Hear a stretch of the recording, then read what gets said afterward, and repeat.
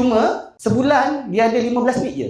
10 lead. Itu pun dapat close satu. Kira power lah, kira power. Bagi saya kira power. Okey. Saya pula tak ada masalah leads. Saya memang dah biasa buat ads. Okey. So saya suruh A, saya tanya Tuan Darwish, boleh tak kita suruh A? Lepas tu dia kata, "Wish, Tuan, saya ni Tuan, memang tiap-tiap bulan ada booking. Tapi komisen belum masuk Tuan. Komisen lambat lagi. Saya tak ada duit."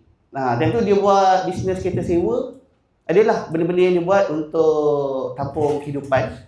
Tapi masa tu dia nekat, dia berhenti kerja kilang tak silap. Okay. So kenapa saya cerita benda ni? You all kena tahu, you all punya why, you all punya strength, apa yang korang lemah, apa yang korang lebih. Okay. Nak jadikan cerita, masa tu saya cakap dengan Tuan Darwish, kita suruh A. Okay. Marketing saya buat, closing Tuan buat. Tapi ada viewing, kita buat sama-sama. Tapi commission 50-50 lah. Kata, "Tuan, saya tak ada duit." Kata, "Tak apa, udah dah duit saya kata kan." Dia pun dah pelik. Biasa kan kita COA kan ada cost kan. Kata, "Tak apa, saya kata kalau habis 1,000, 2,000 tak ada sale, kira tak ada rezeki lah."